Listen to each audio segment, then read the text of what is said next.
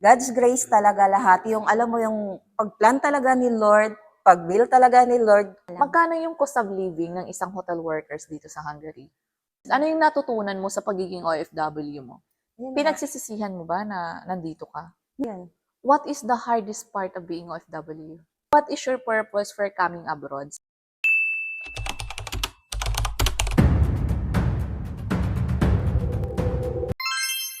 Hello mga kababayan, ngayon nandito tayo sa Gior. Meron po tayong makakausap na isa sa mga kababayan natin na nagtatrabaho sa hotel. Alamin natin ang tunay na buhay sa mga hotel workers dito. Hello mga kababayan, ngayon nandito tayo sa hotel classroom kung saan nagtatrabaho yung mga kapwa nating kababayan dito sa hotel. Alamin natin ang tunay na buhay sa mga hotel workers dito sa Hungary. Hi Miss Dali, kamusta ka? Okay naman po. Alright, kamusta ka dito sa Hungary? Masaya. Masaya. Anong work niyo dito? Housekeeping tas room attendant na rin po siya. Magkano sweldo ng isang hotel workers dito sa Hungary? Actually, hindi naman po siya ganun kalakihan, pero mas okay na rin. Akala kasi ng iba is mas malaki talaga sahod namin compare sa mga Factory factory, pero mas medyo mababa kami sa factory. Pero iba't iba kasi yung offer sa mga factory. Merong minimum lang talaga, merong above minimum. Kayo ba, nasaan kayo? Above minimum pa rin kayo kay Nasa Hungary? minimum lang din po kami. Yung sa amin, so masasabi ko naman na sapat naman. Tapos hindi Anong, kami pare-parehas kasi katulad ko, may anak ako, tapos sila mga single, so hindi din po talaga pare-parehas. nakadepende sa sa Apa, tax apa. allowance Yes ng po. ganon. Anong trabaho mo sa Pilipinas bago ka nag-apply dito kay Hungary? 3 years akong nagpa-part-time siya sa online, freelancer. Anong online? Ang ginagawa ko is yung ads manager, nagpo-promote ako ng ads sa online, gano'n. Like Ah, sa mga Messenger, TikTok, ay gano'n. talaga? Magkano kita mo doon? Actually, okay naman din siya, mga siguro 20,000 naman, gano'n.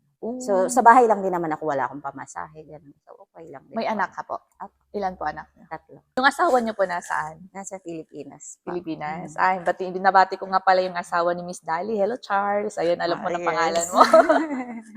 So, ayun. Opo. So, ano yung naging journey mo sa Pilipinas bago ka nag-apply? Actually, ex-OFW po kasi ako. Kami ng Ah, husband ko. saan po? Marami na eh. Talaga? First, Qatar, Dubai, Japan, last. Wow, ano pong Mm. work sa Japan? Housekeeping din. Housekeeping? Mm. Ano yung pinagkaiba sa Japan at Hungary bilang housekeeping po? Actually, kung sa work, ako, mas masaya ako dito talaga. Kasi sa Japan, knowing Japan, napaka-perfectionist nila. Yes. Workaholic, sobra. Talaga? Tapos, malaki sahod, pero hindi rin kasi napakataas ng cost of living doon. So, amin lahat, bahay. Unlike dito, sa sahod ka, malinis na eh. Sa'yo na lang talaga. Yes, nasa Makikip sayo mo na na, lang may food talaga. allowance din kayo dito? Actually, libre kami ng food dito. Wow. Breakfast and lunch. As in, wala kayong gastos. Mga personal hygiene lang talaga. So personal hygiene naman. So, pagka may mga naiiwan ng guest, so sa amin na.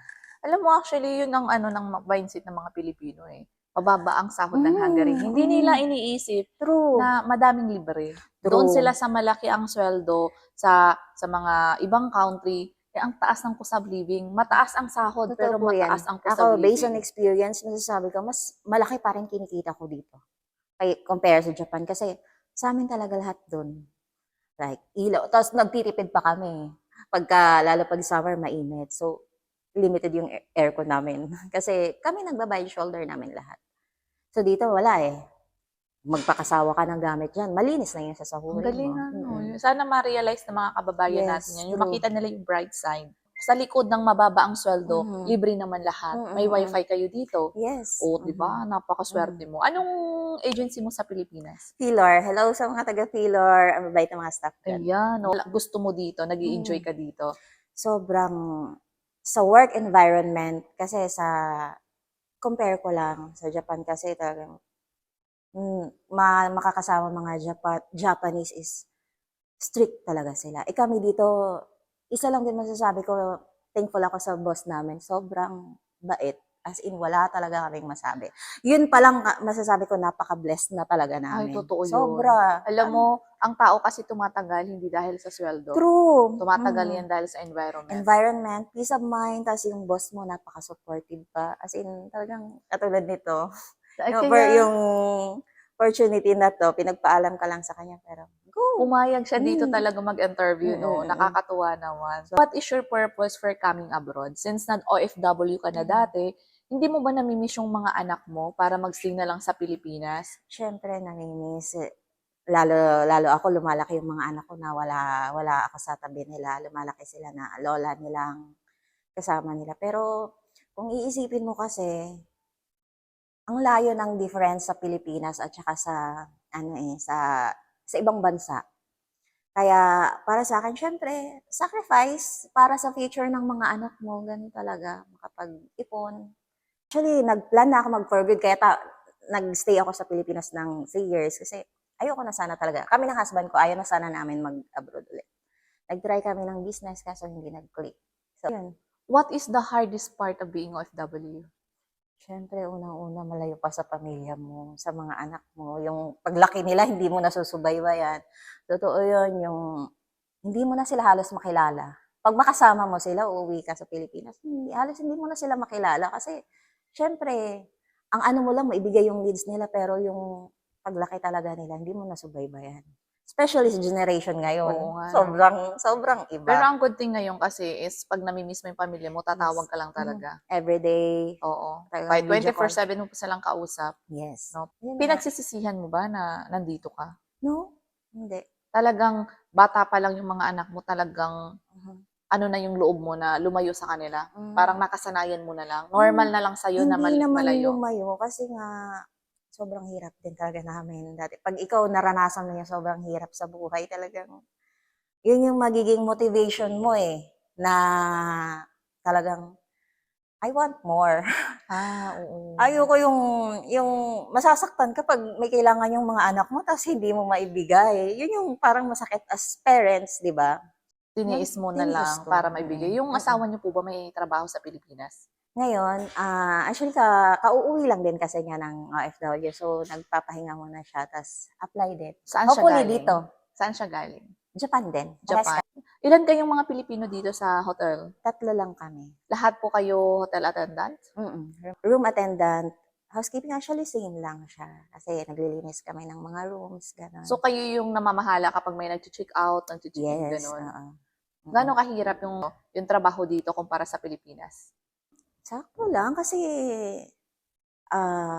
kung maiko-compare ko, trabaho ko dito kaysa sa Japan, mas okay dito, mas magaan. Actually, wala namang trabahong hindi mahirap Ay, Oo, pag alam mo, Oo. naniniwala kasi ako, Darlie, na kapag gusto mo talagang ginagawa mo, nag-e-enjoy ka True. At talaga. saka ako talaga, masasabi ko talaga parang, ang sarap na, alam mo yung pagod, pero ang smooth lang. Tapos, yung boss mo, napaka-supportive. Yung, alam mo yung, ikaw na lang mahihiya kasi sasabihin, ano bang kailangan nyo?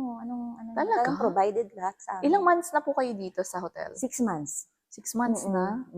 Happy nga, nakikita ko nga sa'yo Sobra. ang saya mo. Nakangiti, karamihan Mm-mm. kasi disappointed. Ano yung mga expectation mo kay Hungary nung Yung sahod, kasi sa kontrata namin, medyo maliit. Tapos pagdating dito, tumaas siya. So, para sa akin, parang naisip ko, maliit lang yung offer compare sa mga dati kong work. Tapos sabi ko, sige, last chance ko na kasi yung edad ko, ang hirap mag-apply sa Pilipinas. Ilan taon ka na? 37. Bata pa! Hindi kasi sa Pilipinas, di ba, napakataas ng standard nila pag mag-a-apply ka. Like kailangan 32, tapos Ganon? kailangan pa, vocational graduate ka, bachelor, ka. So, thankful ako kasi kahit high school graduate lang ako. Tapos, Wala kang NC2 na para NC2 makapasok. housekeeping. Kailangan yon sa mga agency bago ka makapag-apply. Required nila yun. Kahit Usually, may hinahanap talaga. abroad ka na, Tsaka experience din talaga yung hinahanap nila.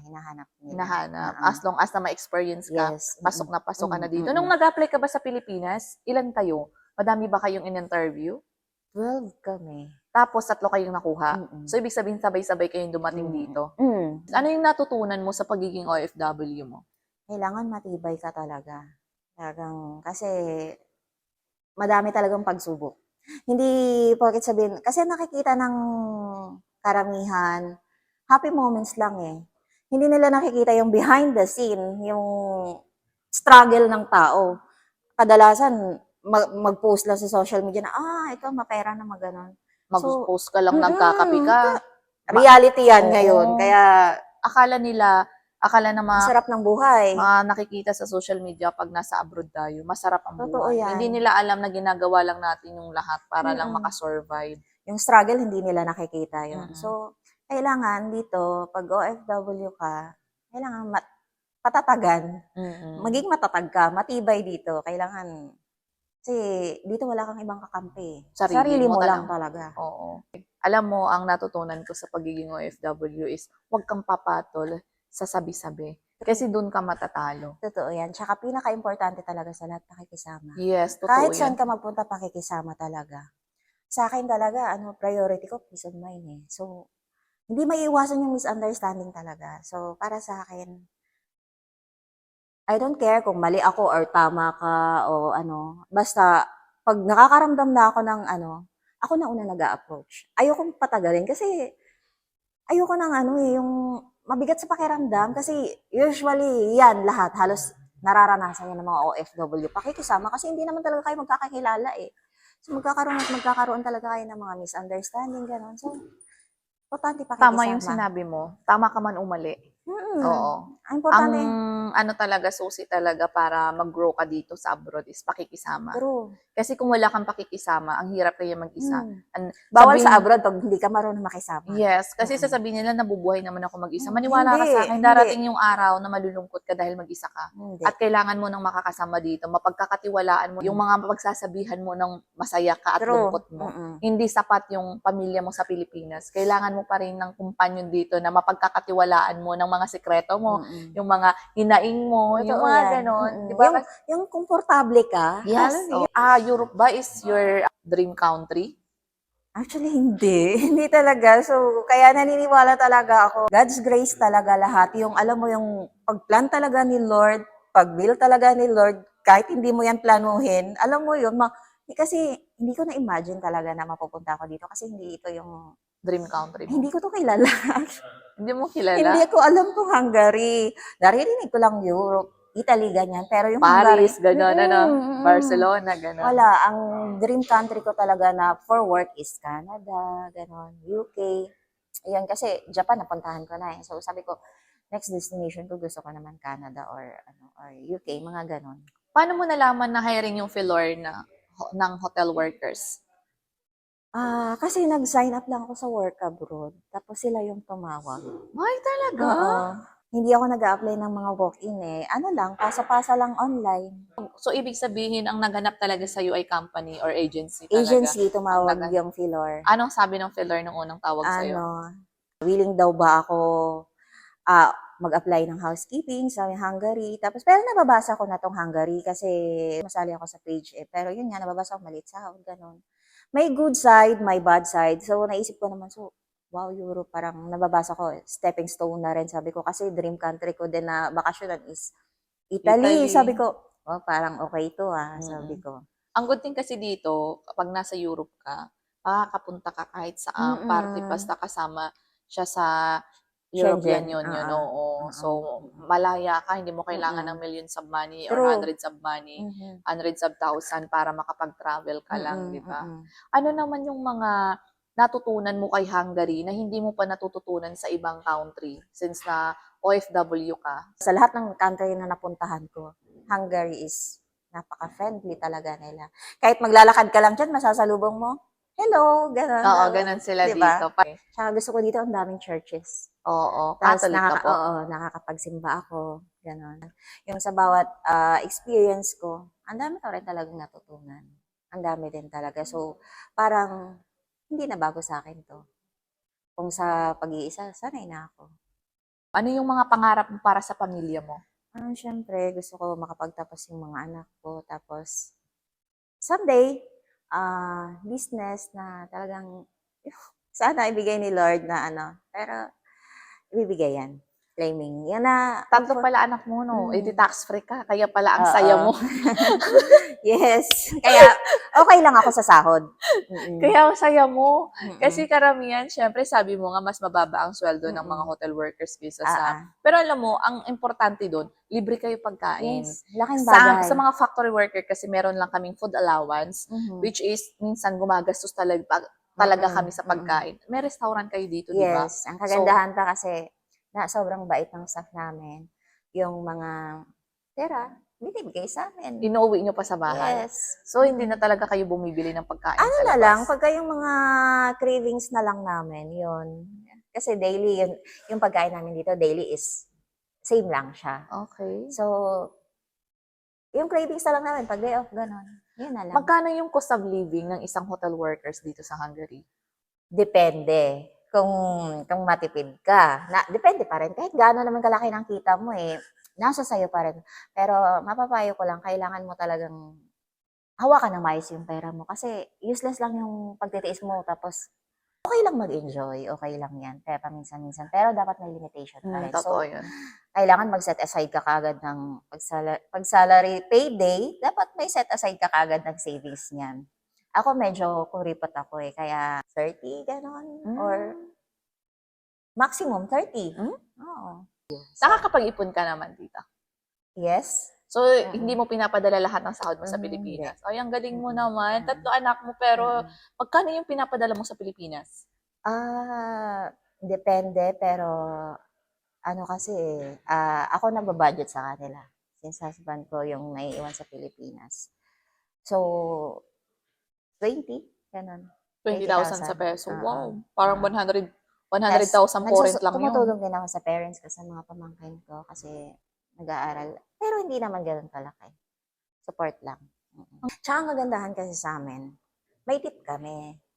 Tip? Magkano? Magkano? Depende siya. So, pag may mga galanting guest, so, tsaka ang kagandahan dito kasi may guest ka, tapos pag mag-stay sila ng matagal, binibilhan ka nilang pagkain. Na-appreciate nila yung ginagawa mong pag-aalaga. Ito yung pinaka-happiest moment ko as a room attendant. Pinaghahati-hatian nyo or sa'yo lang yun? Hati-hati. Pag personal, sa amin yun. Kasi merong guest na personal bigay sa'yo. Pero pagka trabaho kami lahat, pag iniwan sa room, hati kami. Panalo yung hotel workers. Walang ganun sa factory workers. Panalo yun. Alam mo, kasi yung sahod nyo, buo nyo nang nakukuha eh.